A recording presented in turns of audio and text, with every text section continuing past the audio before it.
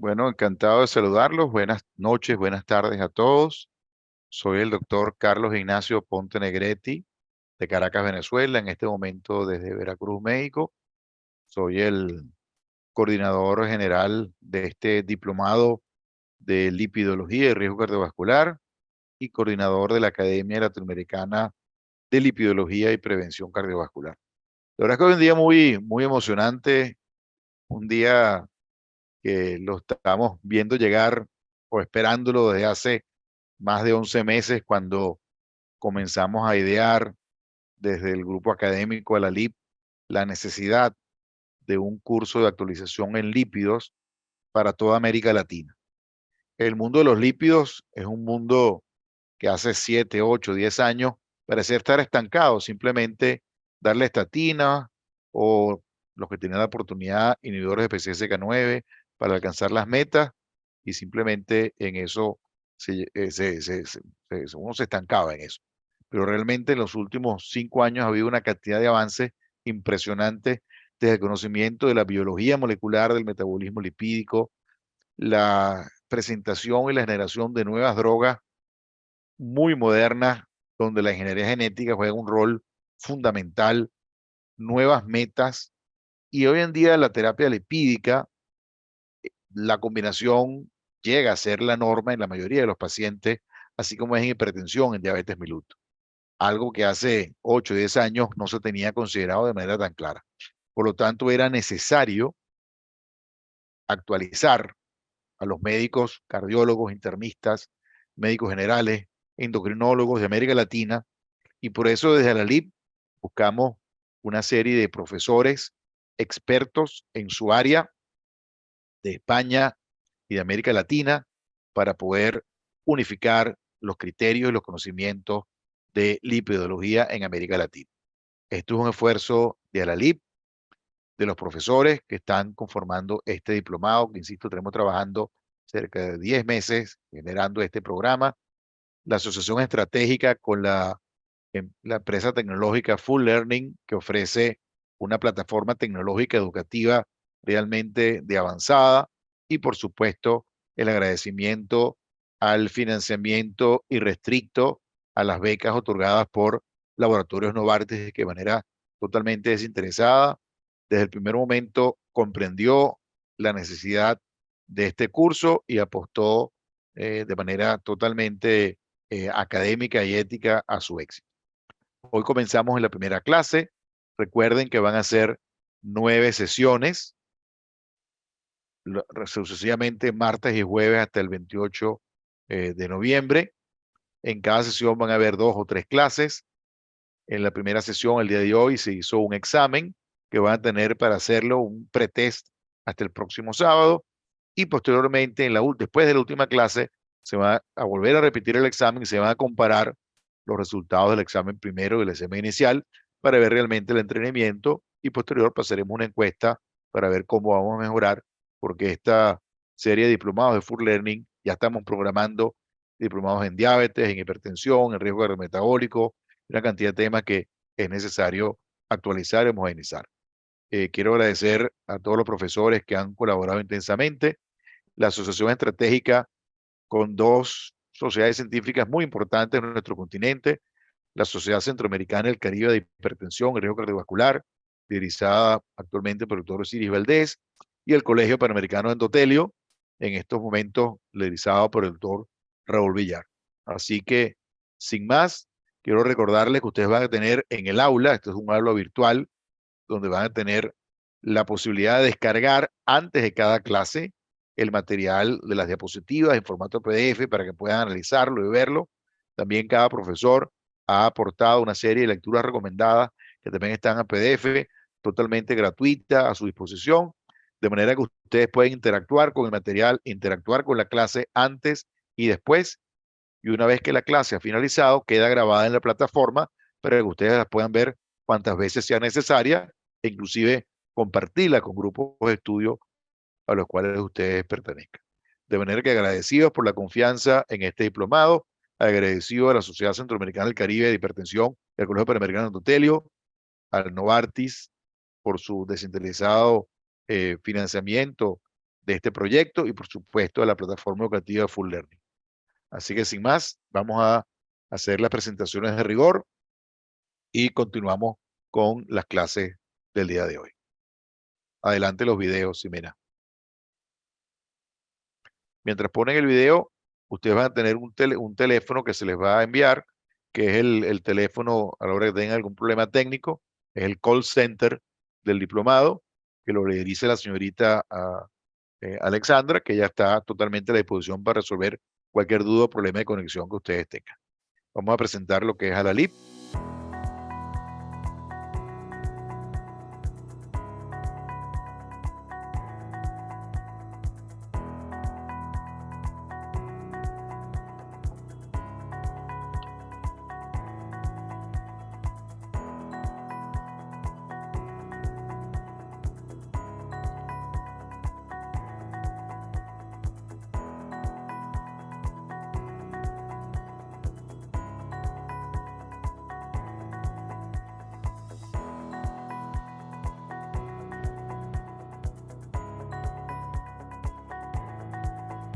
Esa es la labor que Alalip ha realizado hasta la fecha, ha involucrado en consensos de biometrogénica y riesgo residual, y estamos preparando un diplomado universitario avalado por la Universidad de Santander.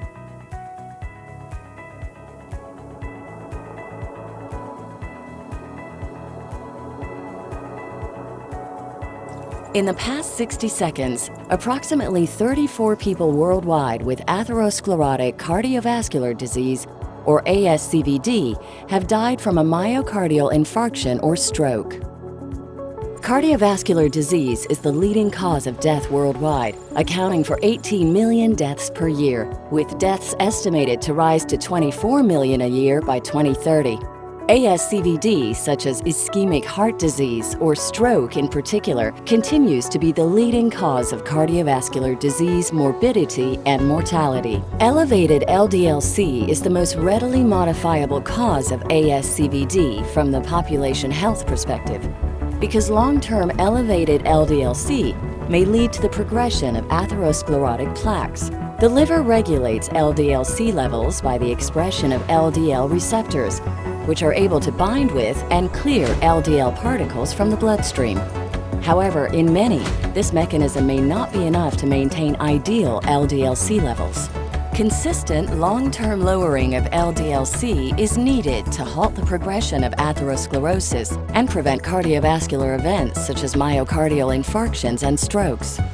Despite the availability of effective LDL-C lowering drugs, approximately 80% of patients with established ASCVD continue to fall short of achieving and maintaining guideline-recommended LDL-C goals, highlighting the need for new management strategies, including patient education on the importance of adherence, optimization of testing, and utilization of appropriate therapies.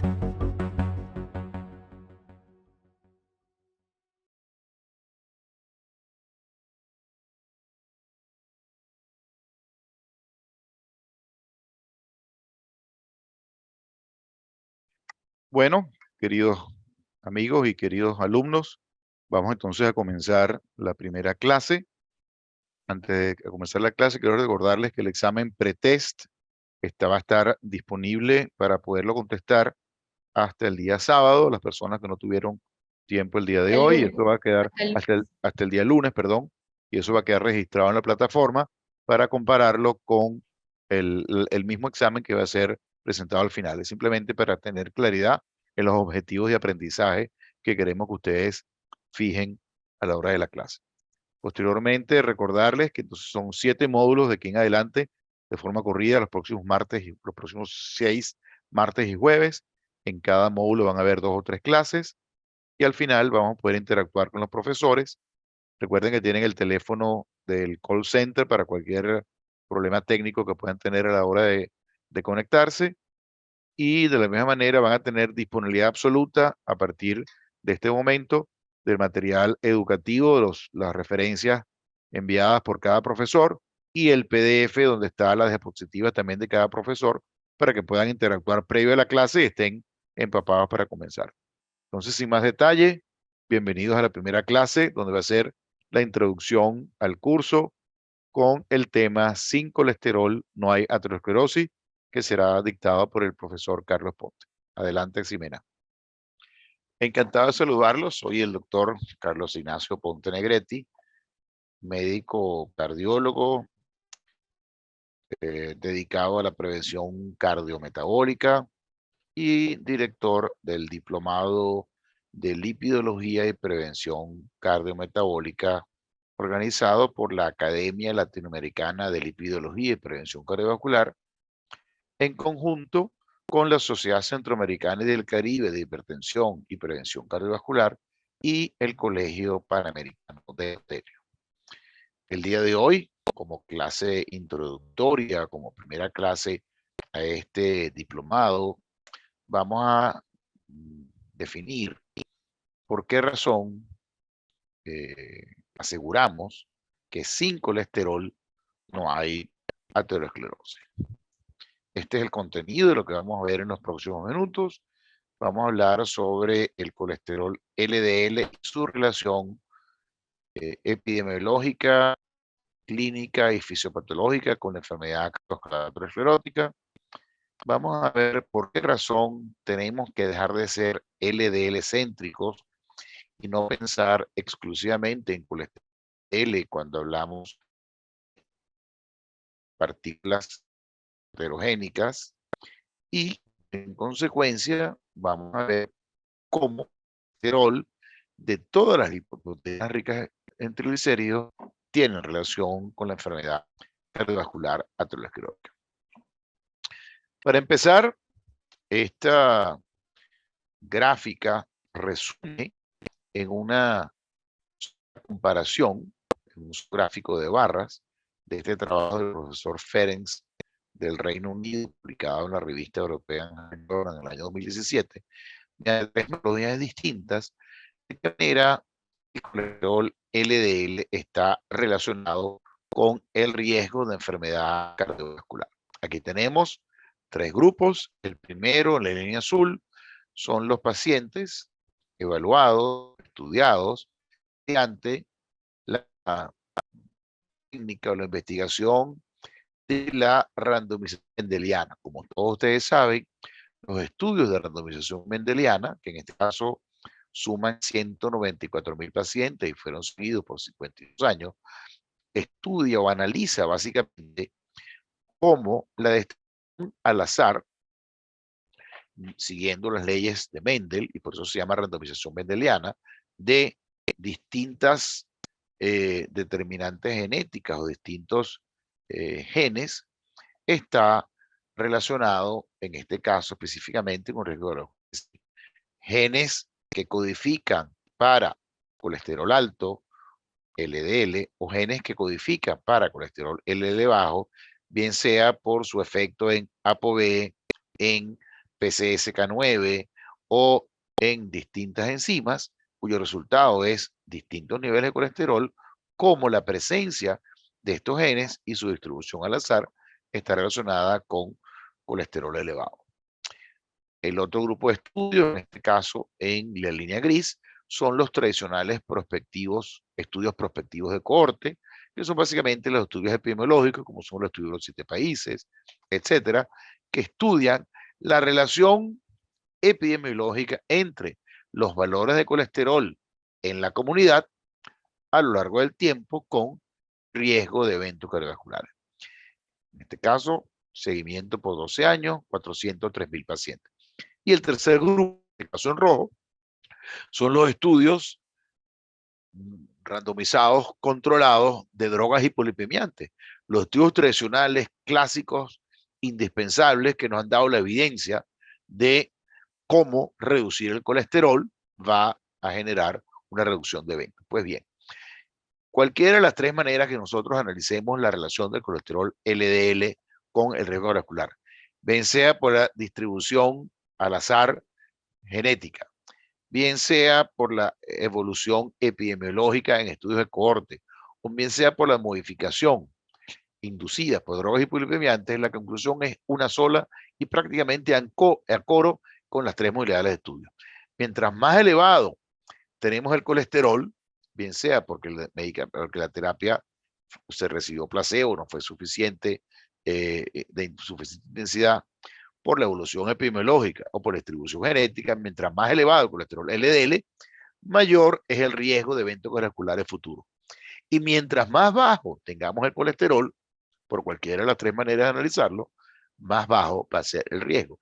Y pareciera que no hay realmente un límite inferior. Hoy sabemos, con los estudios con inhibidores de PCSK9, por ejemplo, que alcanzando niveles tan bajos como 25 miligramos por decilitro de colesterol LDL, unos valores jamás soñados ni en los sueños más salvajes, se obtienen reducciones que van mucho más allá de lo que alguna vez pensábamos que se iban a lograr, sin producir ningún efecto secundario. Por otra parte, no solamente epidemiológicamente, sino hay una claridad fisiopatológica de cómo la penetración de las partículas de colesterol LDL a través del endotelio activado, aumentando la permeabilidad de estas partículas, mediante un proceso que se llama transcitosis, es decir, tránsito a través de la célula endotelial, no solamente por los poros, sino a través de la célula, que pudiese ser, entre paréntesis, un tránsito bidireccional, no solamente que las partículas de LDL entren al espacio intimal de la arteria, sino que también las partículas de LDL pudiesen salir. El problema está que las partículas de LDL interactúan con los proteoglicanos de la pared y con los glicósidos aminoglicanos que conforman esa armazón, esa arquitectura, ese esqueleto de la pared arterial, de la íntima de la pared arterial, interactúan por su complementariedad de cargas, son atrapados en el espacio subendotelial. Y entonces esas partículas de LDL pueden sufrir tres procesos distintos en la íntima arterial, o bien ser atrapados, la mayoría de ellos. Luego pueden sufrir una modificación enzimática mediante proteasas y lipasas, y este LDL modificado enzimáticamente produce agregación entre esas partículas modificadas enzimáticamente o fusión, y se forman agregados de ésteres de colesterol y de colesterol libre que van a producir entonces ese core de la placa aterosclerótica, ese core necrótico rico en cristales de colesterol. Por otra parte, estas LDL modificadas enzimáticamente son atrapadas más fácilmente por ese esqueleto de proteoglicanos y de glicósidos aminoglicanos. Estas partículas de LDL retenidas también pueden ser atacadas o pueden ser susceptibles de sufrir oxidación, estrés oxidativo, mediante radicales libres, acción de la mieloperoxidasa, sobre todo esta está en concentraciones elevadas cuando ya hay una placa que tiene tiempo generando esa respuesta inmunológica o de inflamación estéril, sin bacterias o sin virus en la pared arterial, pues por enzimas como la lipoxigenasa, que también van a generar oxidación, o por cationes o metales activos con capacidad de reducción activada. Pues bien, esta LL oxidada son modificadas y forman los complejos DAM, complejos inmunogénicos, que van a activar a los monocitos, y que ese monocito activado, como ustedes saben, es capaz de generar la célula espumosa, que no tiene saciedad, no se sacia y aumenta continuamente hasta que esas partículas llenas de gotas van a tener un fenotipo proinflamatorio y protrombótico, son susceptibles de apoptosis y de necrosis, aumentando los dendritos celulares, y aumentan en consecuencia ese core necrótico rico en cristales de colesterol. Como ven, esas partículas de LDL, mediante ese proceso de transcitosis que va a predominar el influjo porque quedan atrapadas y no pueden salir, pueden ser o bien modificadas enzimáticamente o bien modificadas por oxidación, y van a generar una respuesta inflamatoria, una respuesta inmunoinflamatoria estéril que involucra monocitos activados, creación de células espumosas y aumento de col necrótico, con todas las consecuencias que nosotros ya conocemos. Pero más allá de ese concepto epidemiológico que vimos en la primera diapositiva, o de esta interesante exposición actualizada de la fisiopatología del colesterol LDL, la génesis de aterosclerosis, tenemos este modelo que plantea la importancia de la exposición prolongada al colesterol elevado y el riesgo cardiovascular. Y esto es importante comprenderlo y tenerlo en mente, porque no solamente el colesterol puntual el día de hoy, sino es la exposición a lo largo del tiempo lo que va a hacer que ese daño acumulado vaya a generar en un momento dado esa exposición que se calcula en más de 5.000 miligramos de colesterol DLL por año, que es el límite o la meta sobre la cual ya comienza a haber una eh, placa suficiente para generar ya una respuesta inmunoinflamatoria suficiente y comienza a aumentar significativamente el riesgo cardiovascular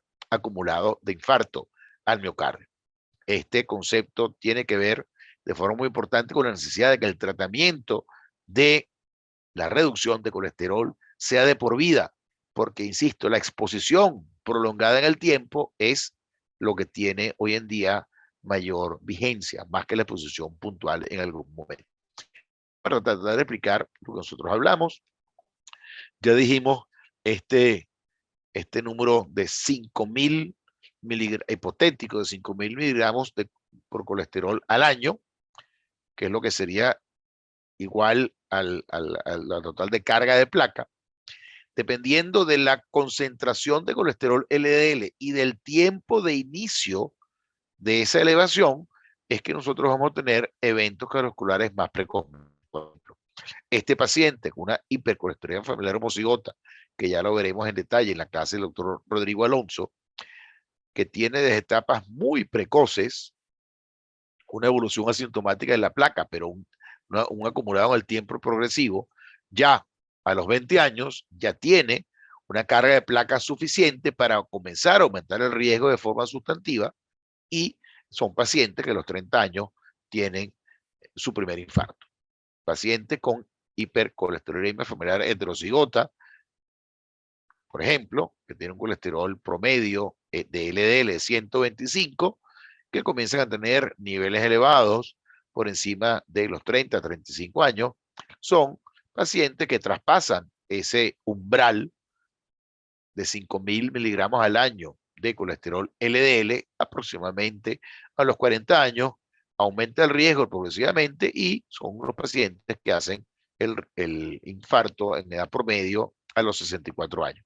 Y aquel paciente que nace con, por su randomización mendeliana, precisamente con ese colesterol LDL disminuido de etapas muy precoces, son los pacientes que teóricamente harían un infarto después de los 100 años. Pero lo importante, esto se puede modificar, más allá de conocer este problema de la exposición acumulada en el tiempo.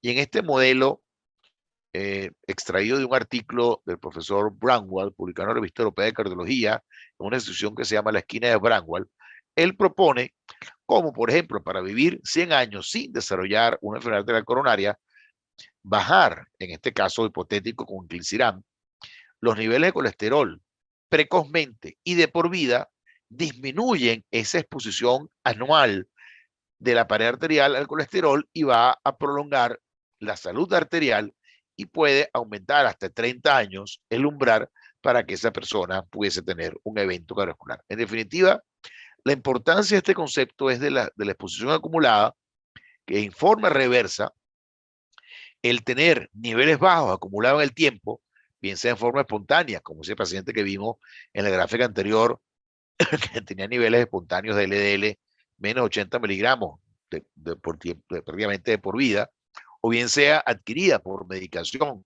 en este caso hipotético, insisto, inclisiran, pero puede ser lo mismo con estatinas o con inhibidores de PCSK9 o la combinación de estatinas y ezetimibe, mantener niveles prolongados en el tiempo de colesterol LDL bajo va a mantener prolongado en el tiempo la célula arterial, porque disminuimos el tiempo de exposición y vamos a prolongar y disminuir el riesgo de evento cardiovascular. Esta sería la forma hipotética del riesgo acumulado de LDL en el tiempo. Sería el LDL por la edad, daría más o menos los gramos acumulados por año. Pero, y aquí es importante y quiero que dejen bien sembrada en su reflexión esta frase, tenemos que dejar de ser LDL céntricos. Fíjense que el título de la clase era el colesterol es indispensable para la aterosclerosis, es decir, sin colesterol no hay aterosclerosis. Pero no dijimos sin colesterol LDL, dijimos sin colesterol. Y vamos a ver en los próximos minutos cómo el colesterol transportado por todas las lipoproteínas portadoras de ApoB, que en definitiva transportan colesterol, puede generarse aterosclerosis y está aumentado el riesgo cardiovascular. Porque en definitiva, el colesterol LDL no es la única lipoproteína involucrada en el proceso aterogénico.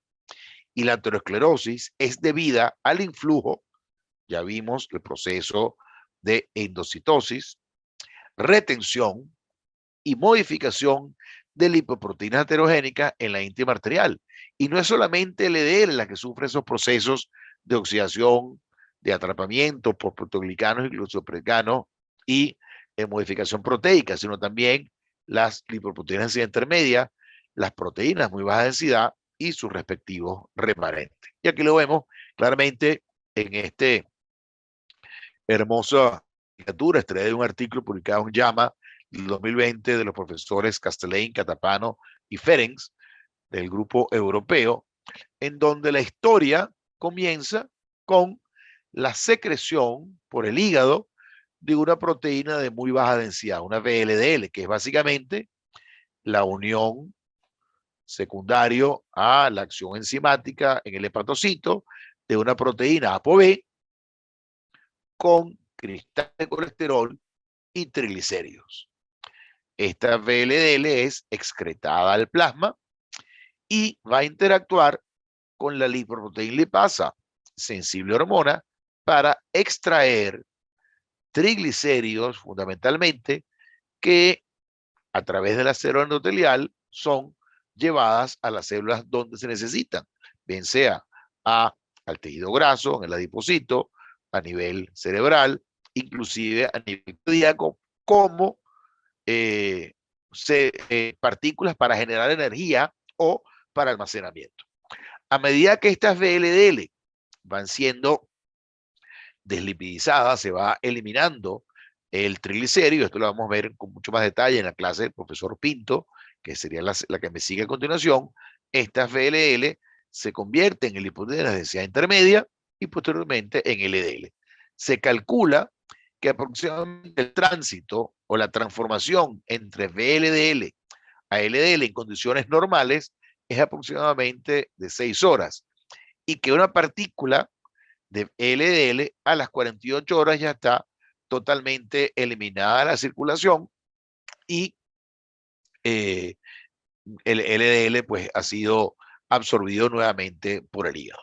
Pero en condiciones de resistencia a la insulina, donde el tránsito de la VLDL de sus remanentes está prolongado en el tiempo por la resistencia de la LPL, todas estas lipoproteínas portadoras de ApoB que tienen menos de 70 nanómetros de diámetro, recuerden este número, son capaces de traspasar la célula endotelial por ese mecanismo de transitosis, es decir, de tránsito a través de la célula endotelial,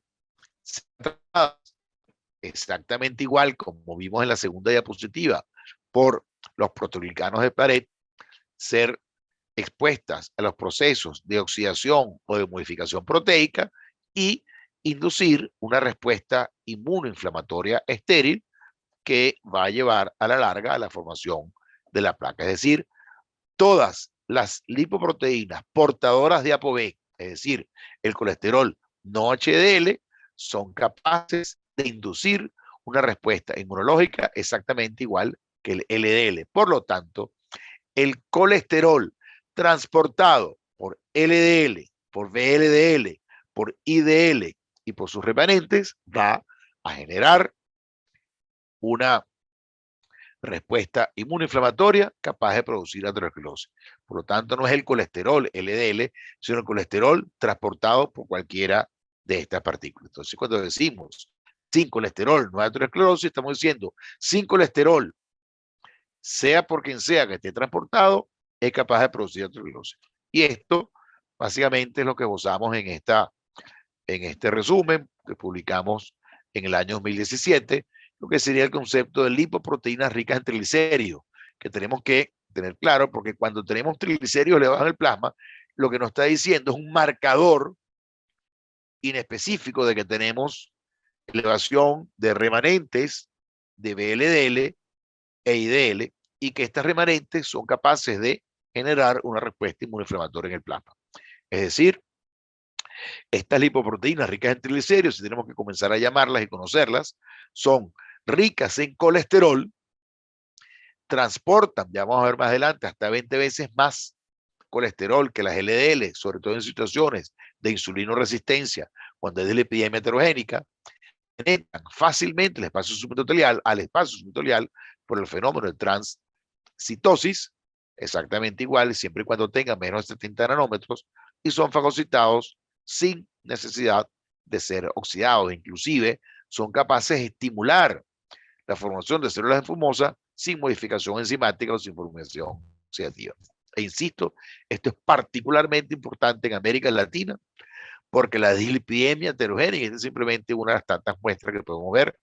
Esto es extraído del estudio LASO. La dislipidemia heterogénica, donde predomina el HDL bajo y el colesterol no HDL elevado, es el fenotipo de dislipidemia más frecuente. Por lo tanto, en América Latina, más que en ninguna parte, tenemos que dejar de ser LDL céntrico y pensar que todas las partículas ricas en triglicéridos, todas las partículas portadoras de ApoB, todo el colesterol no HDL es responsable de la penetración de los cristales de colesterol al espacio subendotelial y generar esa respuesta inmunológica, inmunoinflamatoria, que va a terminar formando una placa de ateroma y generando la enfermedad cardiovascular aterosclerótica. Vamos a ver esto con un poco más de detalle, con un poco más de evidencias. Esto es extraído de un trabajo danés del laboratorio del profesor Nordesgaard. En este caso, el estudio es dirigido por la profesora Camila Lindhardt Johans, en el cual ellos evaluaron cómo la poliproteína B y el colesterol no HDL refleja mejor el riesgo residual cardiovascular que lo que hace el colesterol LDL. Esto proviene del Estudio General de Copenhague. Como ustedes saben, los registros de escandinavos son realmente unos registros muy específicos, muy bien llevados. Toda la población, mediante registro de historias electrónicas, están tabuladas, están cuantificadas y tienen una seroteca muy amplia. Y en 13.015 pacientes que estaban siendo tratados con estatinas del estudio, insisto, de la Profesora General de Copenhague, se hizo evaluación cuantitativa, no cualitativa ni mediante fórmulas, sino cuantitativa de las distintas partículas y su relación con el riesgo cardiovascular. Y dividieron los pacientes en 3 grupos, que tenían colesterol L alto y tenían no HDL o ApoB disminuido.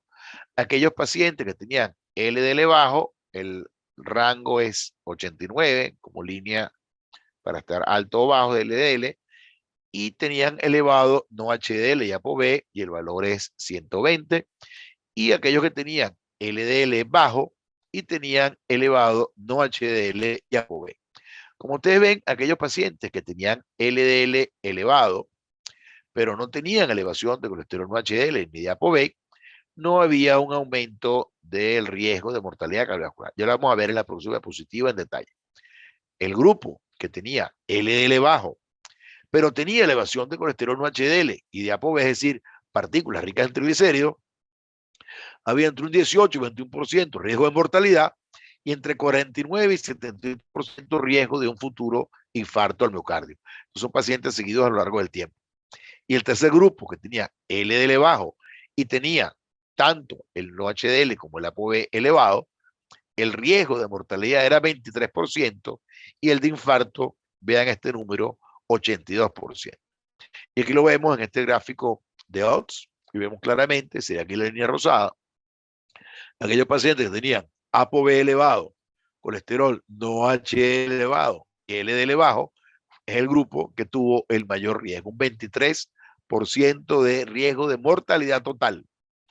Y cuando hablamos de riesgo de infarto al miocardio, este grupo tuvo un riesgo de 82%. Una vez más, colesterol LDL normal, colesterol no HDL alto y ApoB elevado, el riesgo era 82% de un infarto al miocardio.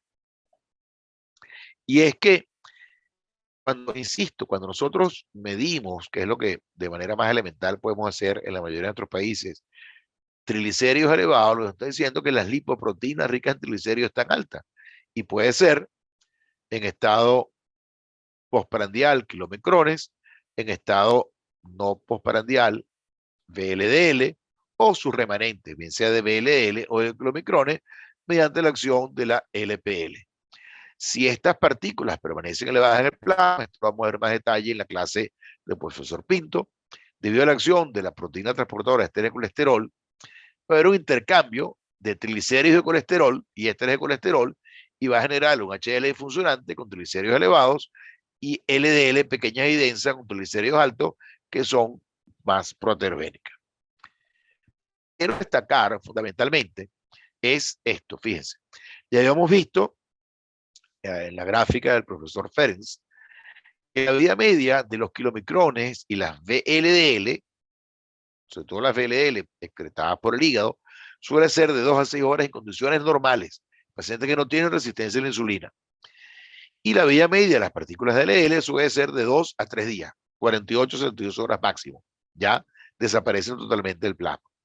Y entre 80 y 90% del colesterol aterogénico está en colesterol LDL. Pero en los pacientes con síndrome metabólico, con diabetes mellitus o que tienen resistencia a la insulina, pacientes obesos con cintura abdominal aumentada, con aumento de grasa parda, con resistencia a la insulina, que disminuye la acción del lipoproteína lipasa sensible a hormona, y que podemos identificarlo cuando la relación triglicéridos HDL es mayor a 3,5, o básicamente, de manera muy simple, aquellos que tengan triglicéridos elevados. Acuérdense, triglicéridos significa partículas ricas en triglicéridos. La vida media de los 20 kilomicrón y VLDL es más de 12 a 24 horas en vez de 2 a 6 horas, y menos del 46% del colesterol está transportado a LDL, es decir, más del 50% del colesterol es transportado en todas las demás lipoproteínas ricas en triglicéridos. Por lo tanto, tenemos que considerar a la hipertrigliceridemia como la fuerza perturbadora del SLPM, el síndrome metabólico y diabetes mellitus tipo 2, básicamente pacientes con resistencia a la insulina. Y cuando hablamos de hipertrigliceridemia, recuerden que estamos hablando de partículas ricas en triglicéridos. Y, muy importante, comprender que al medir triglicéridos es una especie de marcador indirecto de que el metabolismo lipídico está trastocado, que hay una resistencia a la acción de la lipoproteína lipasa por la resistencia a la insulina y que hay mayor partículas proteogénicas en ese plasma que los plasmas normales. Entonces vamos a ver con todo esto cuál es la relación de las lipoproteínas ricas en triglicéridos, insisto, así como la debemos conocer, con la enfermedad cardiovascular aterosclerótica. Aquí tenemos otro trabajo del profesor Durán, publicado en el 2020 en la revista Jack.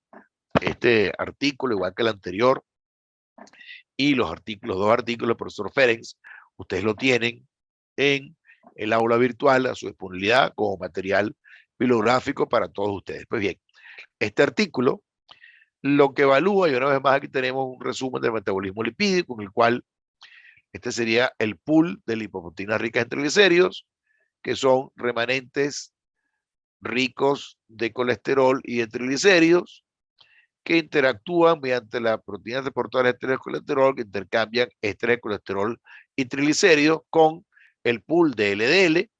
Al final, estas partículas que han cedido triglicéridos, que sería el digamos, la porción verde de este gráfico de torta, está relacionado este colesterol de las partículas ricas en triglicéridos con 3.1 riesgo de infarto al miocardio, 2.6 veces riesgo de infarto periférica y 1.3 veces riesgo isquémico. Y el colesterol de las LDL pequeñas y densas está relacionado con 3.7 veces riesgo de infarto, 1.6 de enfermedad renal periférica y 1.3 de ictus isquémico. Vamos a ver esto un poco más en detalle. En este mismo estudio de Durán, vemos las concentraciones medias de colesterol de las partículas ricas en triglicéridos en los pacientes con infarto, de ictus isquémico y enfermedad renal periférica. Y en esta gráfica de la derecha, la concentración promedio del colesterol de las LDL pequeñas y densas en los pacientes con infarto, con ictus isquémico y enfermedad arterial periférica. Estos son estudios con técnicas avanzadas de análisis por resonancia magnética del contenido de y por marcadores específicos del contenido de colesterol en cada una de estas partículas.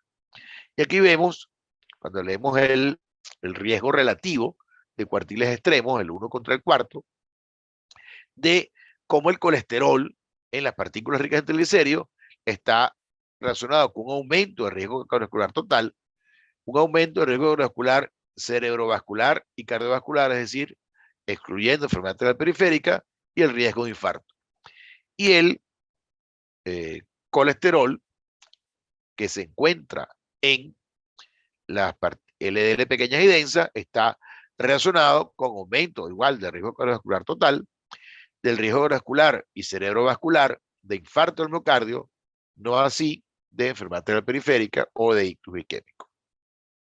Y aquí vemos, haciendo una relación con lo que habíamos hablado al principio, del tiempo acumulado de la exposición continua en el tiempo, aquí serían los miligramos por año, como los tricolesterol relacionados a los triglicéridos o de las L pequeñas y densas está relacionado con un riesgo aumentado de enfermedad cardiovascular total, con un riesgo aumentado de enfermedad cerebrovascular y cardiovascular, de infarto, de enfermedad arterial periférica, no así el colesterol, las proteínas ricas en triglicéridos para ictus isquémicos, pero sí el de las LDL pequeñas y densas.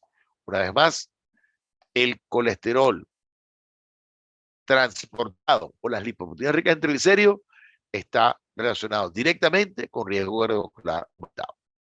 Y aquí vemos en otro estudio similar, también del laboratorio del profesor Nordesgaard, de Copenhague, de Dinamarca, en el cual relaciona el colesterol en las VLDL y en las distintas lipoproteínas portadoras de ApoB con el riesgo de infarto al miocardio.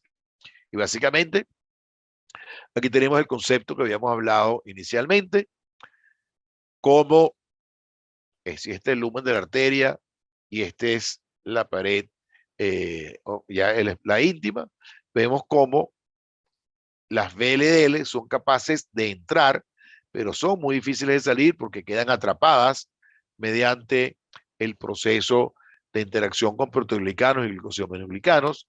Las ILDL sí pueden tener esta entrada de salida bidireccional, pero esto va disminuyendo a medida que queden atrapadas, y las LDL de la misma manera. Las VLDL tienen una captación directa por los macrófagos, digamos dicho también anteriormente, que son capaces de ser fagocitadas sin necesidad de modificación enzimática ni oxidativa, y que las LDL y las IDL sí necesitan ser modificadas para ser atrapadas o despertar una respuesta inmunológica, crear la célula espumosa y las lesiones ateroscleróticas. Y cómo el colesterol portador o transportado en las VLL es responsable del 50% del riesgo de infarto.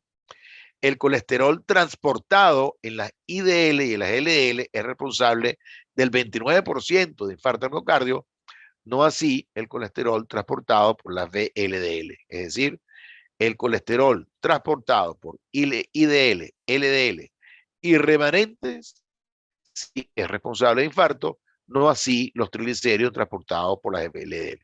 Si los triglicéridos es un marcador de proteínas ricas en triglicéridos elevado, pero no está relacionado directamente con riesgo de infarto, pero sí con aumento de partículas que también van a transportar colesterol al espacio subintimal.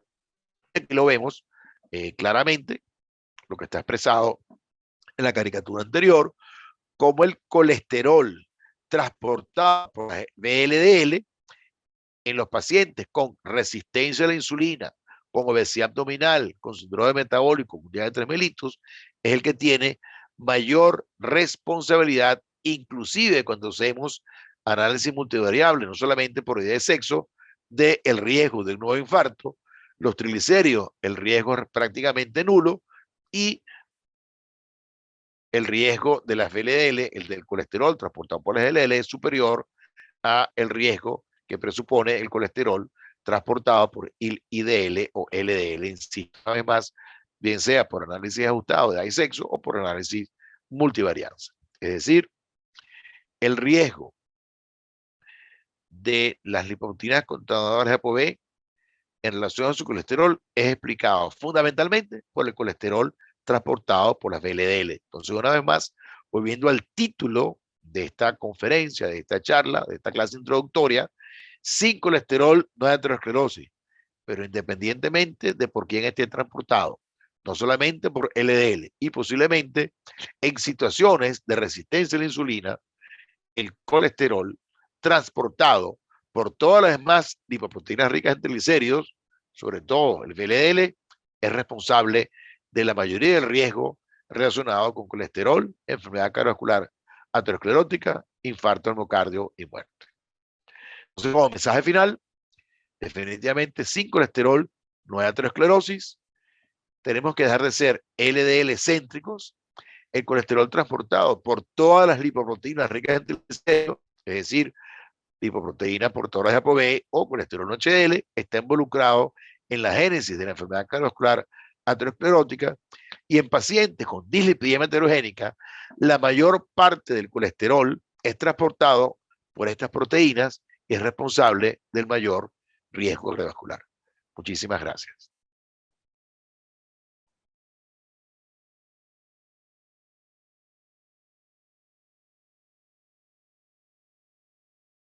Bueno, a continuación vamos a dar la segunda clase, luego de esta introducción de la importancia que tiene el colesterol como elemento indispensable para generar aterosclerosis, y de aquí en adelante lo que vamos a ver, a conocer el metabolismo de los lípidos y cómo vamos a nosotros a modularlo y lograr los óptimos niveles y conocer cuáles son las metas adecuadas de colesterol LDL y de colesterol no HDL. La próxima clase, el profesor Xavier Pinto va a darnos una explicación amplia y sencilla para los no expertos sobre el metabolismo lipídico. El profesor Xavier Pinto es un lipidólogo español, director del posgrado de endocrinología de la Universidad de Barcelona, su sede en Belviches, y director de la clínica de riesgo cardiovascular del mismo centro. Adelante, profesor Pinto. Hola a todos, saludos. En primer lugar, agradecer al doctor Carlos Ponte su amable invitación a participar en este curso de metabolismo lipídico y riesgo vascular. También a la Sociedad Centroamericana y del Caribe de Hipertensión Arterial y Prevención Cardiovascular, a la Academia Latinoamericana de Lipidología y Prevención Cardiometabólica y al Colegio Panamericano del Endotelio por haber organizado este curso tan interesante y que yo creo necesario para promover el conocimiento del metabolismo lipídico. En esta primera lección voy a hablar del metabolismo del colesterol y de los triglicéridos plasmáticos, es decir, del metabolismo lipídico, con estos tres apartados. En primer lugar, describir los lípidos, lipoproteínas y apolipoproteínas plasmáticas. En segundo lugar, los circuitos del metabolismo del colesterol exógenos y endógeno. Y en tercer lugar, el metabolismo de las HDL. El conocer las bases del metabolismo lipídico es clave para un adecuado diagnóstico y tratamiento de las dislipemias. Como vemos aquí, los objetivos son precisamente describir lo que les he comentado hace un momento. Los principales lípidos plasmáticos y sus funciones son, en primer lugar, el colesterol, que se constituye por una molécula de alcohol de alto peso molecular combinada con un ácido graso. El colesterol tiene una función fundamentalmente estructural. o de participar en las membranas, también formar ácidos biliares y hormonas. En segundo lugar, los triglicéridos, que más que una función estructural lo que tienen es una función de energía, de almacenar energía y proporcionar energía al organismo. El almacén de energía se localiza en el tejido adiposo. Y por último, los fosfolípidos, que son moléculas anfipáticas, es decir, tienen una doble vertiente. Por un lado son hidrofílicas, es donde se encuentra una molécula de fósforo con colina, y por otro lado son lipofílicas, que es donde se encuentran dos ácidos grasos unidos al glicerol. Tanto los triglicéridos como los fosfolípidos se van a comportar de una forma muy distinta dependiendo de los ácidos grasos que formen esta molécula. Si los ácidos grasos son saturados, van a tener una función diferente sobre, por ejemplo, la inflamación, que si los ácidos son poliinsaturados. También van a intervenir en la fluidez de la membrana, en las señales intercelulares, etcétera, etcétera. Por ello, la dieta es tan importante para la salud, porque dependiendo de los ácidos grasos que ingerimos, nuestras células se van a comportar de forma muy diferente. Los ácidos grasos omega 3, por ejemplo, que son poliinsaturados y por este motivo tienen esta forma tan curvada, pues tienen más bien efectos antiinflamatorios y antiproliferativos. En cambio, los ácidos grasos saturados, como los ácidos grasos de las grasas animales, el ácido palmítico, por ejemplo, pues tienen efectos más proinflamatorios. Las grasas de la circulación sanguínea no circulan libremente, sino que lo hacen unidas a proteínas, que sean denominadas apolipoproteínas, formando esas partículas esféricas que son las lipoproteínas plasmáticas.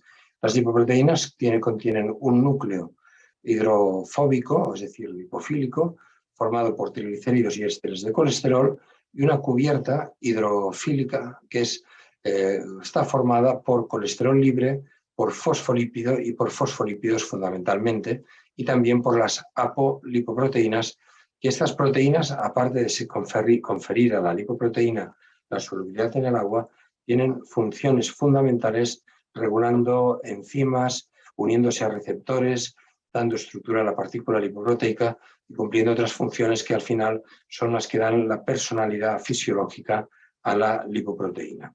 Vemos aquí la clasificación de las lipoproteínas según su tamaño y densidad. En el tamaño más grande estarían los kilomicrones, que son las partículas menos densas porque tienen mucha cantidad de grasa y menos de proteína, y por ello flotan, si las ponemos en un tubo de ensayo, un suelo rico en kilomicrones, estas partículas flotan en la superficie, por eso son las menos densas, que tienen una densidad menor a la del agua. A medida que vamos bajando de tamaño, tenemos las lipoproteínas de muy baja densidad que transportan los triglicéridos endógenos. Después las lipoproteínas de densidad intermedia, que ya son estas partículas VLDL, una vez han perdido gran parte de los triglicéridos, que ya tienen una mayor proporción de colesterol y de proteínas y tienen mayor densidad.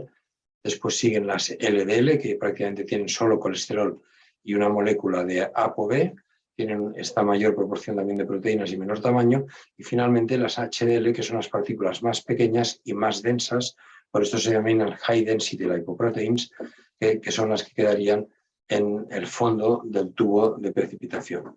Las LPA son unas partículas LDL a la que está unida una proteína que se denomina ApoA pequeña y que tiene una densidad pues, parecida a las LDL o un poco superior. Vemos aquí ya las características más destacables de las lipoproteínas plasmáticas, la densidad, el tamaño, los lípidos principales y las principales apolipoproteínas. Vemos cómo de los kilomicrones a las HDL la densidad pasa de 0,9 a 1,06. Es decir, y esto es debido a que a medida que vamos pasando de kilomicrones a VLDL, IDL, LDL y HDL, estas partículas cada vez tienen menos lípido y mayor proporción de proteína. Y también tienen menor tamaño. Vemos como los kilomicrones tienen un tamaño por encima de 75 nanómetros, en cambio las HDL pues tienen tamaño muy inferior, de entre 5 y 12 nanómetros. Es importante conocer que por debajo de 70 nanómetros las partículas lipoproteicas ya pueden entrar en la pared arterial y provocar aterosclerosis. Si miramos los lípidos que contienen las lipoproteínas, vemos también que hay unas que se denominan ricas en triglicéridos, que son los kilomicrones y las VLDL, y otras que se denominan ricas en colesterol, que son las LDL y las HDL. Y entre medio tenemos las lipoproteínas de densidad intermedia o IDLs, que contienen una proporción parecida de los dos lípidos. Y por último, lo que sería un poquito más complicado es qué apolipoproteínas contienen todas estas partículas lipoproteicas y qué funciones ejercen estas apolipoproteínas. Para simplificar, destacaremos las más importantes. La ApoA1 es la principal proteína de las HDL y tiene una función estructural, le da estructura a la partícula, pero también activa la LCAT y además se une al receptor SRB1, que luego veremos, que interviene en el catabolismo de estas partículas y es el que permite que las HDL entreguen colesterol a los tejidos. Después tenemos la ApoB48, que es una proteína principal de los kilomicrones, que también interviene en darle estructura y en unirse a los receptores que permitirán su catabolismo junto con la ApoE. Y después la ApoB100, que es la principal proteína de las proteínas heterogénicas, las VL de las remanentes, las IDL, y sobre todo las LDL, que es la proteína que se unirá al receptor de la ApoB o receptor llamado receptor LDL.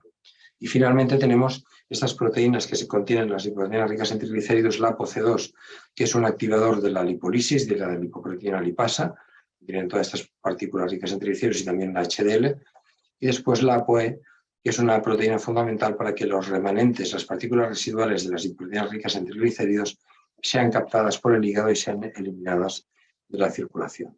Vemos aquí la circulación ya de los lípidos exógenos, de los lípidos que aparecen con la dieta, principalmente el colesterol y los triglicéridos, de la dieta. Vemos que del colesterol que nos viene, digamos, del intestino, una cuarta parte o una tercera parte viene de la dieta, pero el resto viene de la propia bilis, o sea, de los ácidos biliares que el hígado emite y excreta hacia el intestino para favorecer la digestión de la grasa, que están formados básicamente por colesterol, pues van a ser reciclados y nos van a constituir un aporte muy importante de colesterol al organismo.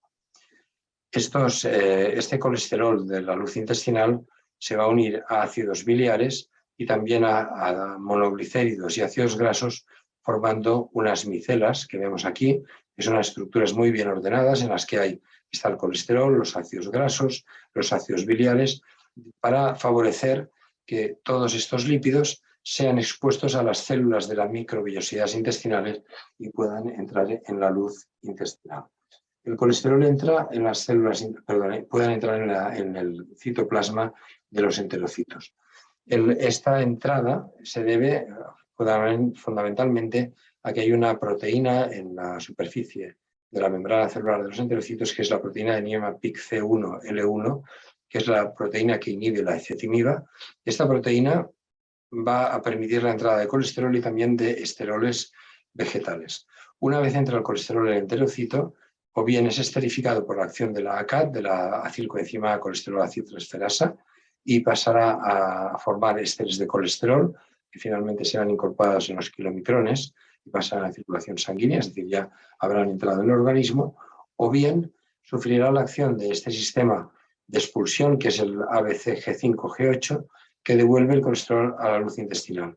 Gracias a este sistema, nuestro organismo puede regular la cantidad o la proporción de colesterol del intestino que va a entrar en nuestro organismo. En general, entra un 50% del colesterol que llega a la luz intestinal, aunque hay una gran variabilidad interindividual entre un 25 y un 75%, que es el que determina la sensibilidad de la dieta o la sensibilidad de las concentraciones de colesterol de un individuo a la dieta. La entrada de triglicéridos y ácidos grasos a los enterocitos se realiza por distintas vías. Una de ellas es el CD36 y es menos conocida que la entrada de colesterol en los enterocitos. Una vez los kilomicrones salen de la célula intestinal, entran en la circulación sanguínea, sufren rápidamente, en cuestión de pocos minutos, la acción de la lipoproteína lipasa, que rompe los triglicéridos en ácidos grasos libres y monoglicéridos que pasan a los tejidos para ser utilizados. Los kilomicrones se transforman en unas partículas residuales o remanentes que pueden ya provocar aterosclerosis porque son más pequeñas, llegar a la pared arterial. Esos kilomicrones remanentes, una vez pierden ya un poco más de triglicéridos, serán eliminados por el hígado mediante la unión del ApoE de los kilomicrones a los receptores de las LDL o al receptor relacionado a la proteína relacionada con el receptor de LDL. Vemos cómo la lipólisis se regula de una forma muy precisa y muy fina por toda una serie de cofactores. Unos activan la lipólisis, como son la ApoA5 y la ApoC2, y otros en cambio la inhiben, como es la ApoC3 o las angiopoietinas, sobre todo la angiopoietina 3 y la angiopoietina 4. La lipólisis es una actividad muy, como vemos, muy bien regulada, pero también que tiene el problema que es saturable. Hay individuos que genéticamente tienen una actividad lipolítica con poca reserva, y cuando hay una sobrecarga de colesterol, de triglicéridos, perdón, lo que ocurre es que se satura y deja de actuar. En aquel momento los kilomicrones, que normalmente permanecen en la sangre no mucho más de 10 minutos, dejan de metabolizarse y se acumulan durante horas en la sangre, y las concentraciones de triglicéridos pasan a superar los 1000 miligramos de decilitros. Hay riesgo de pancreatitis y ocurre esta situación que llamamos kilomicronemia, que es decir, que los kilomicrones se acumulan de forma normal en la circulación sanguínea. En cuanto a la circulación de los lípidos endógenos, tenemos, por un lado, la síntesis de colesterol por el propio organismo, que suele ser de unos 800 miligramos al día, y esto se realiza fundamentalmente en el hígado, a partir del citrato, por una cadena metabólica en la que interviene la hidroximetilglutarilcoenzima A, que es donde actúa esta enzima que inhibe las estatinas, o un poquito más arriba de la acetilcitratoliasa, que pasa del citrato a acetilcoenzima A, que es donde actúa el ácido bempedoico. En esta cadena acaba con la síntesis de colesterol, pero también con la producción de otras proteínas fundamentales, otras moléculas fundamentales para el organismo, como son las proteínas isopreniladas y farnesiladas, que regulan señales intracelulares muy importantes, por ejemplo, para la inflamación, o productos antioxidantes naturales, como son la ubiquinona, que es lo que se ha implicado, aunque no se ha demostrado, que podía estar involucrado en la aparición de efectos musculares secundarios por las estatinas, ¿no? Se ha intentado administrar la ubiquinona para prevenir la miopatía por estatinas, pero realmente esto no está demostrado que sea eficaz. Bien, por un lado tenemos la producción de colesterol endógeno, sobre todo en el hígado, a partir de esta ruta metabólica, y por otro tenemos la producción de triglicéridos en el hígado, que llega a ser de 100 gramos al día, es decir, una cantidad muy importante, y esto se realiza mediante el suministro de ácidos grasos al hígado por parte del tejido adiposo, pero también de las lipoproteínas que hemos comentado antes, los kilomicrones y las propias VLDL, que ahora veremos el circuito, que son las que intervienen en el circuito de colesterol endógeno.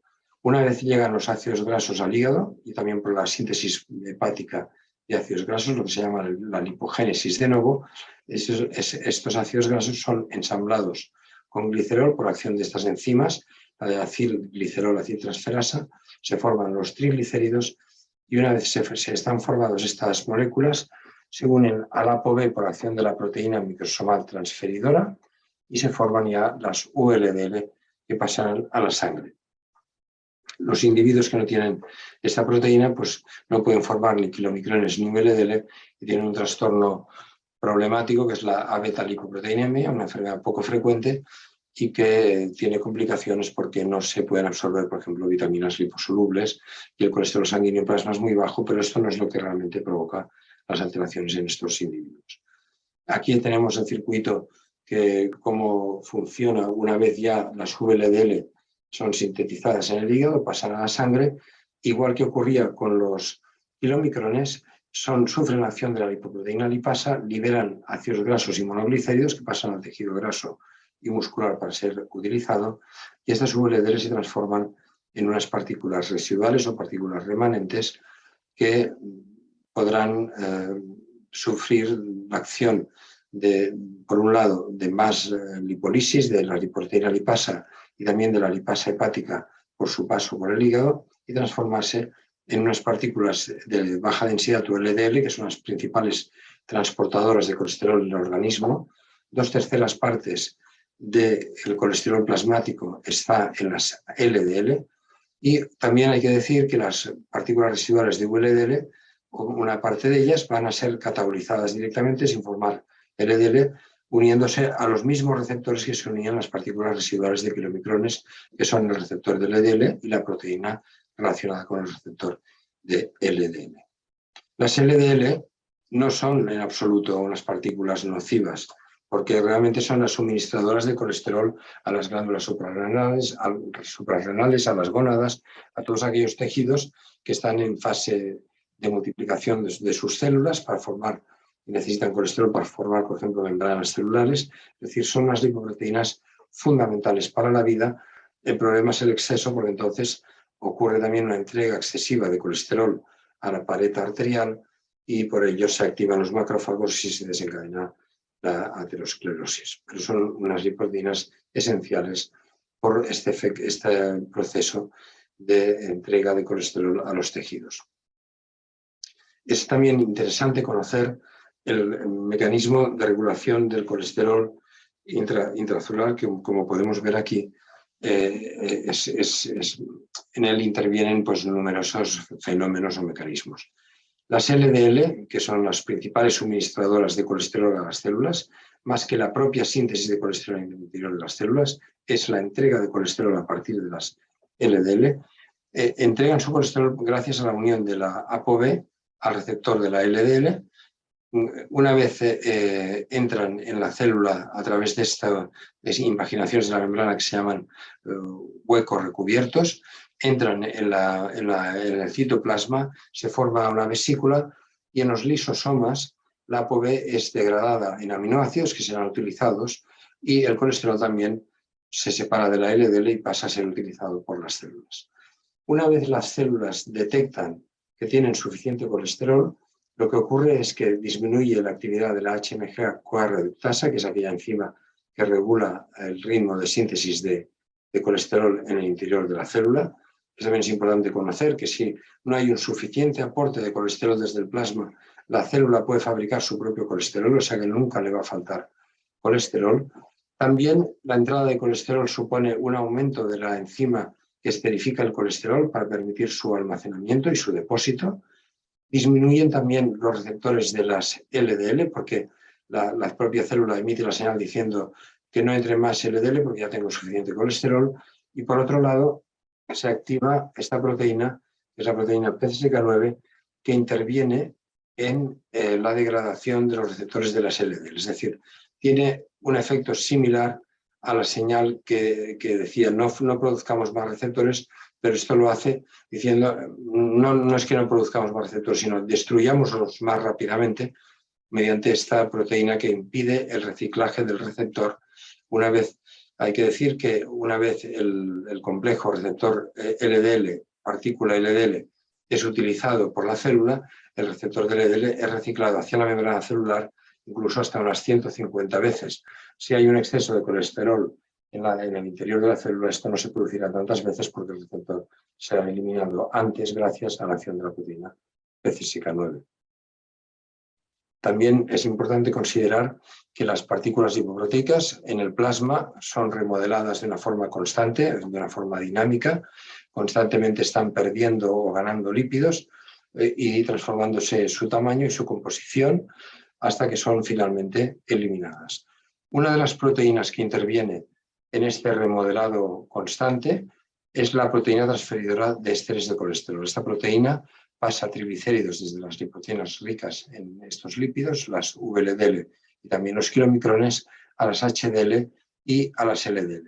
En las personas que hay un exceso de triglicéridos, lo que ocurre es que hay un exceso de paso de triglicéridos a las HDL y a las LDL. Las HDL muy ricas en triglicéridos son catabolizadas rápidamente y eliminadas a través del riñón. Por ello, los pacientes con hipertrigliceridemia tienen concentraciones bajas de HDL en el plasma. Y por otro lado, las LDL muy ricas en triglicéridos son metabolizadas también rápidamente a unas partículas, una vez han perdido los triglicéridos, unas partículas LDL pequeñas y densas que entran más fácilmente en la pared arterial y provocan más aterosclerosis. Vemos aquí como, por ejemplo, un individuo que además de tener colesterol alto, tiene triglicéridos elevados, no tiene solo un colesterol elevado, sino que tiene muchas partículas de LDL en el plasma, porque son partículas LDL pequeñas y densas debido a este intercambio, ¿no? Porque en la CETP, por un lado, pasa triglicéridos a estas partículas, pero por otro, digamos, les quita colesterol que se lo cede a las lipoproteínas ricas en triglicéridos. Entonces vemos aquí cómo este individuo que tiene triglicéridos altos tiene muchas más partículas de LDL, aunque la concentración de colesterol sea la misma. Y si este paciente además tiene una ApoB elevada, aún va a tener más partículas LDL, un mayor número, porque estas partículas tienen una única molécula de ApoB por partícula. Si la ApoB es muy elevada, es decir, que van a haber mucho más número de partículas y el colesterol se tendrá que repartir entre muchas más partículas, por lo que les tocará menos cantidad a cada una y estas serán mucho más pequeñas y cuanto más pequeñas son, pues más agresivas y más provocarán aterosclerosis. Vemos aquí cómo en un experimento se veía cómo las partículas pequeñas, las de que tienen menos de 70 nanómetros, en este caso eran de 50, infiltraban la pared arterial de la animal aspiración, eran partículas marcadas con fluoresceína. Vemos aquí cómo se puede ver esta fluorescencia que nos ha dicho que las partículas han entrado en una pared arterial. En cambio, con partículas muy grandes, de 150 nanómetros, no han entrado en una pared arterial. Y también comentar que las lipoproteínas ricas en triglicéridos, una vez entran en la pared arterial, parece que incluso son más agresivas y más aterogénicas, porque no solo tienen una gran cantidad de colesterol que favorece la aterosclerosis, sino que también los productos de la lipólisis de los triglicéridos provocan inflamación y respuestas aún más proliferativas y proinflamatorias que el propio colesterol. Para terminar, el circuito del colesterol en reverso o de transporte reverso del colesterol en el que participan las HDL. Las HDL son las partículas que se sintetizan en el hígado y en el intestino delgado en forma de partículas discoidales formadas básicamente por ApoA1 y por fosfolípidos. Una vez pasan a la sangre, captan el colesterol de los macrófagos y de los tejidos periféricos por acción de estos sistemas de bombeo como es el ABCA1 y se transforman ya mediante la acción de la LCAT que esterifica el colesterol en unas partículas esféricas más como una pelota que se ha ido hinchando y una vez han recogido el colesterol de los tejidos periféricos lo entregarán en parte al hígado mediante la unión del ApoA1 a este receptor que se llama receptor basurero B1, scavenger receptor B1 y también eliminarán el colesterol que han recogido de la pared arterial de otros tejidos cediéndolo a las VLDL y a las LDL a través de la proteína transferidora de esteros de colesterol. Estas proteínas que son aterogénicas, las LDL y las partículas remanentes, hay que destacar que en gran medida, en mayor proporción, entregan aún el colesterol al hígado donde es eliminado. Por esto es una ruta de eliminación de colesterol.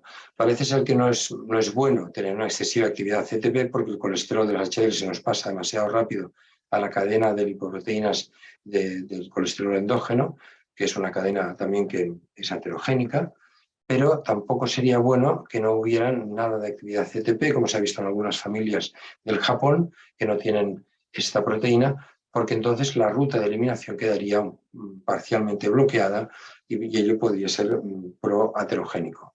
También comentar que las HDL son las partículas, digamos, más enigmáticas del metabolismo lipídico, porque aparte de intervenir en el metabolismo lipídico, intervienen, por ejemplo, en la respuesta inflamatoria inespecífica, en la defensa contra las agresiones, contra las infecciones. Los pacientes que tienen alteraciones de las HDL, por ejemplo, HDL muy bajas, o también HDL muy altas, y esto es un aspecto que se está investigando, parece que tienen mayor tendencia a padecer infecciones graves. En los próximos años yo creo que veremos cómo fármacos que aumentan de una forma muy notable el colesterol HDL, duplican su concentración plasmática, incluso un poco más, influyen sobre el riesgo cardiovascular y también sobre la salud humana. Creo que este es un aspecto que va a ser muy interesante. Con esto termino, agradecerles a todos ustedes su atención y muchas gracias.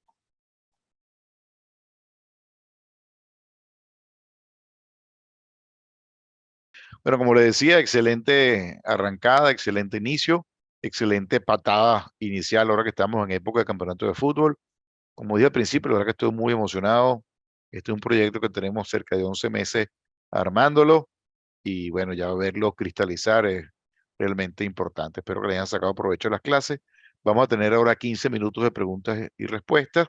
Por favor, pueden hacerlo pidiendo prender el micrófono, que eso lo hacen desde la mesa técnica o escribiendo por el chat. Recuerden, la próxima clase es el día jueves y de aquí en adelante, cada martes y cada jueves vamos a tener una clase. Estén pendientes de responder el examen. El examen tienen para responderlo hasta el día lunes. Eso va a quedar grabado. La respuesta la vamos a dar al final porque al finalizar el curso vamos a volver a repetir el examen para ver un poco las estrategias de aprendizaje. Y también recordar que tienen allí todas las bibliografías que han entregado a los profesores desde ya a la disponibilidad, igual que las clases que están allí puestas en PDF para que las puedan ver antes de la sesión y de manera esa reforzar el aprendizaje. Bueno, aquí tenemos varias preguntas que ya... La doctora Elsie Velázquez y el doctor Edison Félix tienen la mano levantada. ¿Les podemos disponer del micrófono o quieres preguntar, primero responder las preguntas? Bueno, si quieres, dale a las personas que tienen la mano levantada, después vamos con las personas que están aquí. Ok, doctora Elsie Velázquez. Tiene el micrófono abierto, doctora.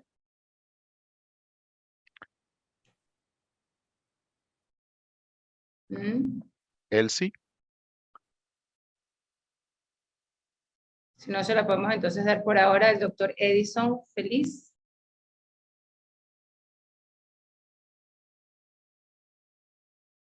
Ya los dos tienen disponible el micrófono, pero ellos no lo han abierto. No, sí, buenas noches a todos. Buenas noches a todos, disculpe, parece que fue un error aquí cuando estaba dando el clic. No tengo preguntas, todo ha quedado claro y muy excelente. Muchas gracias, Edison. Muchas gracias. La doctora Elsie tiene la pregunta.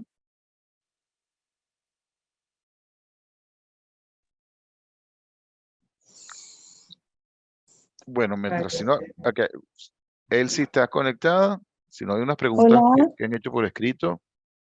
No quería preguntar, solamente felicitar por esta excelente actividad y bueno, creo que vamos a aprender muchísimo y de verdad que es sencillamente excelente. Eso era lo que quería decir.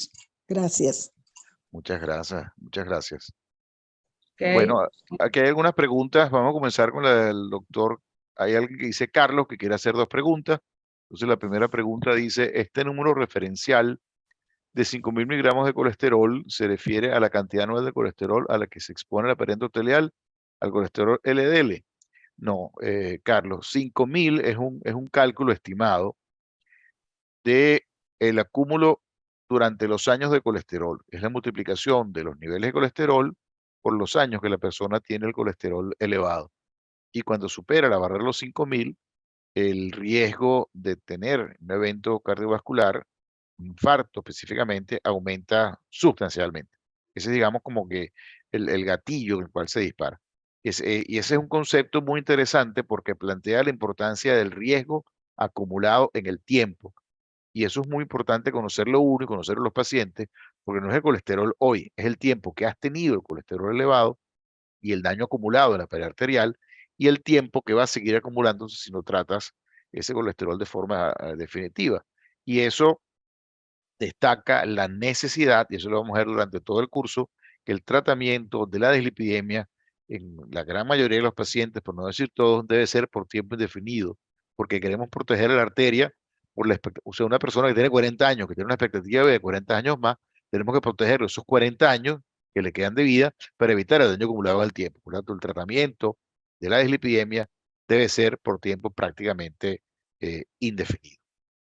Hay una pregunta de la doctora Giner Rivera, que dice cuáles son las formas de determinar si los LDL son pequeños o densas. Pero la determinación, eso hay que hacerlo por electroforesis de lipoproteínas a través de difusión en gel de sacarosa. Esas son técnicas sofisticadas, o por estudios hoy en día, un estudio que se llama LipoScale, que es por resonancia magnética nuclear. Pero esa relación que yo presenté en mi diapositiva de triglicéridos sobre HDL cuando está elevado por encima de 3.5, eso es una relación indirecta de que las LDL están aumentadas. Que las LDL de pequeñas evidencias se estima que está elevada en los pacientes que tienen hipertrigliceridemia y que tienen HDL colesterol bajo. Otra pregunta, vamos a bajar aquí. Dice el nivel, otra pregunta del doctor Carlos. Gracias, Carlos, por tu interés, de verdad que muy estimulante. Dice, el nivel de triglicéridos en sangre puede interpretarse con un marcador indirecto de riesgo cardiovascular por su asociación a LDL, kilomicrones e IDL. Esa pregunta es muy interesante y esa es una pregunta que tiene años debatiéndose en los foros de lipidología. Hay quienes defienden que los triglicéridos como tal no son proteogénicos. Hay quienes preguntan, como por ejemplo el profesor Fouchard, que sí, pero en definitiva, cada vez la evidencia nos soporta que los triglicéridos son un marcador, como decir, como una especie de marcador indirecto de la alteración del metabolismo lipídico. Y triglicéridos elevados, lo que significa es que tienes aumentadas las lipoproteínas ricas en triglicéridos, y esas lipoproteínas, sobre todo los remanentes y las VLL, son proteínas aterogénicas. Y como vimos en el trabajo también del profesor Nordesgaard, los triglicéridos que están presentes en esas lipoproteínas no están relacionados con riesgo cardiovascular, pero el colesterol o los cristales de colesterol que están transportados por esas lipoproteínas ricas en triglicéridos sí. Entonces, los triglicéridos en sangre, que es la medición más elemental que hacemos, nos está diciendo que están elevadas en el plasma las partículas ricas en triglicéridos y que mayor cantidad de colesterol está transportada por estas partículas al interior de la pared arterial. De hecho, en el estudio recientemente presentado, hace 2 días en el American Heart, con un nuevo fibrato, el pemafibrato, que era un modulador selectivo del PPAR alfa, se tenía una gran expectativa, produjo unas disminuciones significativas de triglicéridos en más de 15.000 pacientes estudiados, un estudio randomizado doble ciego para estudiar eventos cardiovasculares mayores, el estudio Prominent, y no produjo una disminución, no se asoció con disminución de riesgo cardiovascular. Y cuando se hace el análisis de qué pasó con las partículas, vemos que en estos pacientes efectivamente bajó triglicéridos, pero por el mecanismo de acción del pemafibrato aumentaron las partículas ricas en triglicéridos, aumentó el colesterol no HDL, aumentó la ApoB y es por eso que no se produjo disminución de eventos cardiovasculares. Entonces los triglicéridos como tal posiblemente no van a ser meta de tratamiento, pero sí son marcadores indirectos de riesgo cardiovascular. Otra pregunta de Gina Rivera. ¿Cuáles son los principales inconvenientes a tomar en cuenta para la estimación de LDL a través de la fórmula de Friedewald? Interesantísima pregunta, Gina. Sobre todo, insisto, en América Latina, en donde predominan triglicéridos elevados. La fórmula de Friedewald lo que hace es estimar los valores de colesterol LDL. No se miden directamente. De hecho, más del 95%, yo diría que más de los laboratorios en América Latina, el reporte es a través de la fórmula de Friedewald. Pero cuando el paciente tiene los triglicéridos por encima de 200, la fórmula de Friedewald pierde exactitud y subestima los valores de colesterol LDL. Y ahí se recomienda, y eso lo recomendamos nosotros en nuestro consenso de riesgo residual cardiometabólico que está disponible en Archivos Mexicanos de Cardiología, una fórmula que se consigue en internet sin ninguna dificultad, está totalmente disponible, que es la fórmula de Hopkins. Entonces, el paciente con triglicéridos por encima de 200, la mejor manera de estimar el LDL no es a través de la fórmula de Friedewald, yo les aconsejo que lo recalculen ustedes con los valores de triglicéridos, HDL y colesterol que ustedes tengan, porque la fórmula de Hopkins tiene una constante distinta según cada valor de triglicéridos, y cuando se hace la comparación de Friedewald, de Hopkins y de electroforesis de lipoproteínas o medición de lipoproteínas por migración en gel de sacarosa, se demuestra que en esos pacientes triglicéridos por encima de 200, la fórmula de Hopkins es mucho más exacta y mucho más específica. Fórmula de Hopkins como el Hospital Hopkins de Baltimore. Nayeli Morales Barradas pregunta un tema muy importante, ya que en la actualidad es un problema de salud pública, específicamente, realmente en América Latina, los triglicéridos altos, sobre todo HDL bajo, es decir, colesterol no HDL elevado, es el principal fenotipo dislipidémico que nosotros vemos. Ok, Sacir Martínez, un tema técnico. Un asistente que no tiene nombre dice: si un paciente ha tenido eventos cardiovasculares tiene colesterol 196, triglicéridos 135, LDL 112, antecedentes de enfermedades de infarto, edad temprana, es un paciente de muy alto riesgo.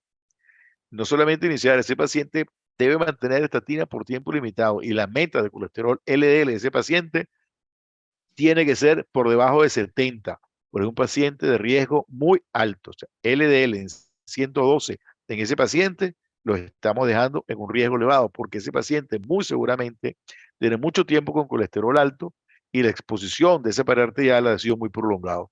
Entonces, paciente con riesgo muy alto, y eso sin duda, yo seguro que todos los más de 200 participantes que están escuchando están de acuerdo conmigo. Ese paciente tiene un riesgo muy elevado y la meta tiene que ser menos de 70. Si hubiese tenido un infarto, la meta ya sería menos de 56. Mary Mora, las lipidemias siempre estarán asociadas a previas alteraciones hepáticas y su tratamiento tiene que ser conjunto con alteraciones hepáticas. Mary, buenas noches, muchísimas gracias por tu pregunta y por tu estimulante felicitación. No necesariamente. Hay pacientes que tienen resistencia a la insulina y puede estar acompañado de un hígado graso y hay que tratar el hígado graso y dependiendo de los valores, eventualmente con algún hepatólogo para evaluar la pertinencia o no de utilizar estatinas, aunque las estatinas ha demostrado que disminuyen el contenido graso del hígado y pueden mejorar en hígado graso, que no hay alteración de fibrosis, pueden ser útiles en estos pacientes, pero la dislipidemia en un gran porcentaje de pacientes no tienen una enfermedad hepática que haya que tratar, sino que hay que tratar la dislipidemia.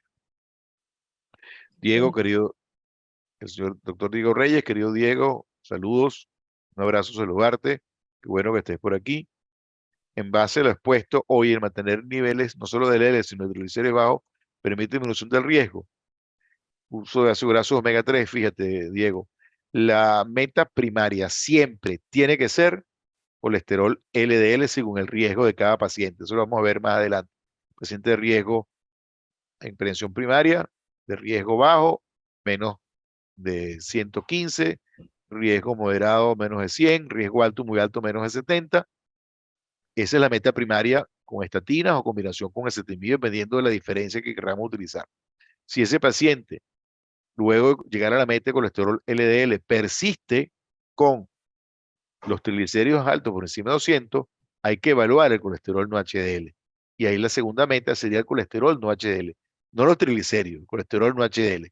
Y las opciones posiblemente nos vamos quedando con que o aumentar la dosis de estatina, aumentar la potencia o eh, eh, si no está con ezetimibe, utilizar ezetimibe, que puede ayudar a bajar también, o la posibilidad de utilizar fibrato o ácido graso omega 3, aunque fibrato, la verdad, después del estudio Prominent, está un poco dudosa su utilización, pero los ácidos grasos omega 3, sobre todo el eicosapentanoico, el EPA fundamentalmente, porque no es la combinación EPA-DHA, sino el eicosapentanoico, sí tiene utilidad en esos pacientes, como vimos en el estudio Reduced.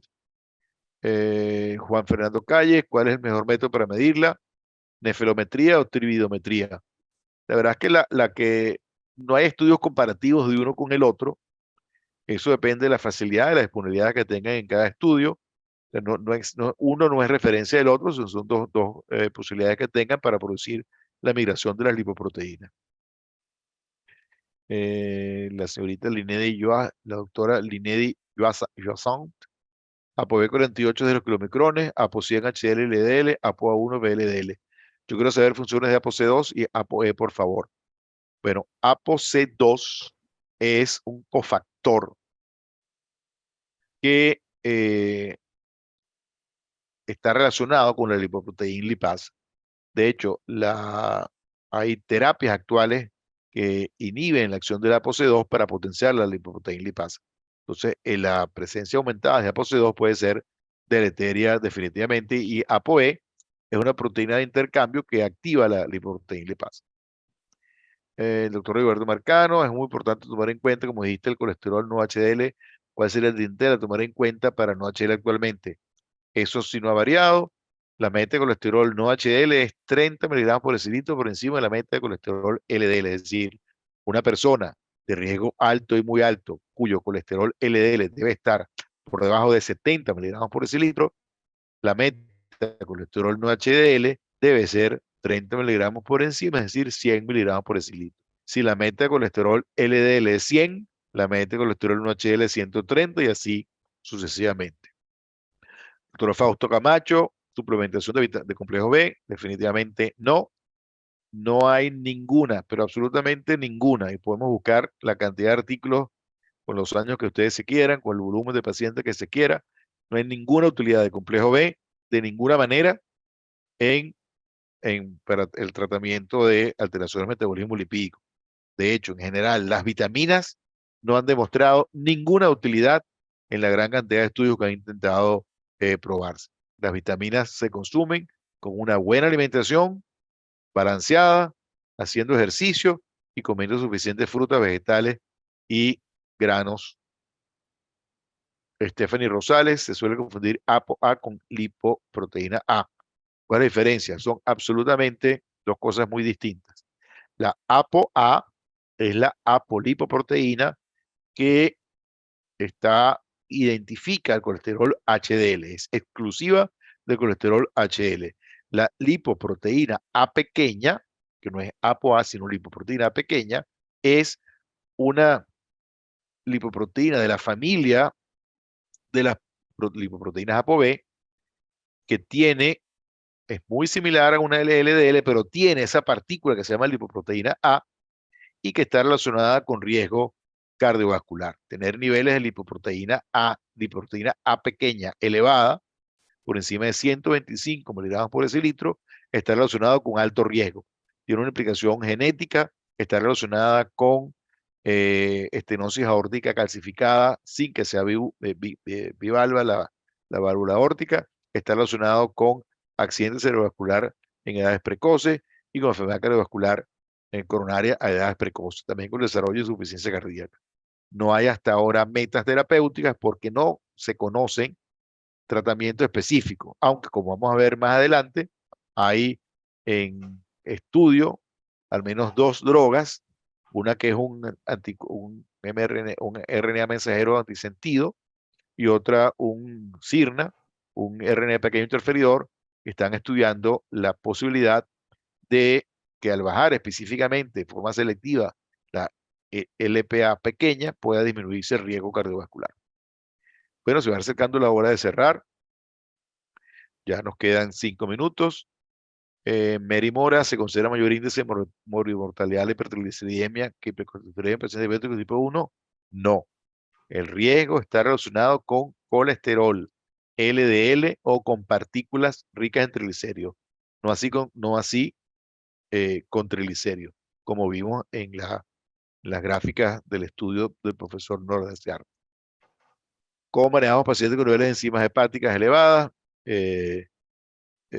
Hay que evaluar a ese paciente en conjunto con un hepatólogo, hay que hacer un eco hepático, ver si tiene alguna alteración hepática que pueda explicar esa elevación de enzimas. Si la sospecha es hígado graso, hay pruebas que lo pueden determinar, resonancia magnética, un estudio que se llama elastografía hepática. Si esos niveles están elevados, ya hay que manejarlo en conjunto con un hepatólogo, pero si es una elevaciones discretas, menos de 2 veces del umbral superior, posiblemente las estatinas van a ayudar a que disminuya esa inflamación hepática. Experiencia de rosuvastatina para aumentar HDL, definitivamente rosuvastatina aumenta HDL discretamente más que las otras estatinas por su capacidad, pero de todos modos no existe ninguna demostración, querido Enrique, que aumentar HDL por medida farmacológica esté relacionado con disminución de riesgo. Por eso hoy en día HDL no se considera meta terapéutica en ningún escenario. ¿Cómo manejamos pacientes con triglicéridos elevados y colesterol total al mismo tiempo? Meta primaria, colesterol LDL, a menos que los triglicéridos estén por encima de 500, que hay un riesgo aumentado de pancreatitis aguda y debemos tratar inicialmente el triglicérido por el riesgo de hepatitis, que es mucho más severo y rápido que el riesgo de enfermedad cardiovascular. Pero siempre la meta primaria es colesterol LDL. ¿Y por qué? Porque las estatinas pueden, al aumentar los receptores ApoB, disminuir todas las partículas portadoras de ApoB y pueden disminuir triglicéridos. Por eso que primera meta debe ser colesterol LDL y luego que se logra la meta con suficiente, una estatina potente por el tiempo adecuado, si persisten elevados triglicéridos, es que vamos a actuar como vamos a ver en la clase suficiente. Doctor Lincioni, la respuesta, ¿qué opinan del uso de omega 3, 6, 9 o solo usar omega 3? La utilización de omega 3, 6, 9 en terapéutica de la epidemia no tiene ningún sentido. De hecho, la utilización combinada disminuye la función de los omega 3 y disminuye por competencia enzimática su utilidad. Los únicos que han demostrado y de forma dudosa es el omega 3 y específicamente el ácido eicosapentanoico. El deicosahexanoico, cuando se combina EPA-DHA, no ha tenido resultados en estudios clínicos suficientes, como fue el estudio realizado con la combinación de EPA y DHA, esto es strength como fuerza, que fue suspendido por futilidad. Rigoberto, ya para terminar, ya son las 9:45 de la noche en Caracas y más tarde en otras regiones del mundo. Y vamos a dejar para lo que viene, ahora que estamos empezando y muchas de estas preguntas van a ser respondidas en las próximas clases. Si el ayuno es necesario para hacer las mediciones del perfil lipídico, y eso también es algo que se ha discutido durante muchísimo tiempo. Rigoberto, excelente tu pregunta. La verdad es que el ayuno solamente afecta triglicéridos. Las recomendaciones hoy en día es que el despistaje inicial puede hacerse indistintamente en ayuno o no en ayuno. No afecta lo que nosotros queremos tratar, que son los valores de colesterol LDL. Si ese paciente tiene triglicéridos muy altos en esa medición, no en ayunas, uno hace una segunda medición luego de un periodo de mejoría nutricional y vemos si los triglicéridos son susceptibles o no de mejorar con la nutrición. Pero si el colesterol LDL está alto, independientemente hay que tratarlo. Y bueno, como dije, ya finalizamos la sesión de preguntas y respuestas. El doctor Una última Pinto. pregunta Ah, del doctor Pujay. Ok, doctor Michelle Alexander Pujay, ¿cómo estás? Disculpa que no te había visto.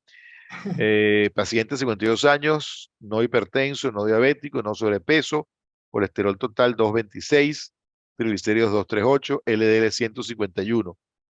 ¿Se inicia tratamiento con estilo de vida? La respuesta es no, Michael, y te digo por qué. Como explicó el profesor Pinto, que por cierto no nos puede acompañar, insisto, porque esta hora es muy tarde para él en España, el colesterol de la dieta es responsable apenas del 20% de la reducción de colesterol.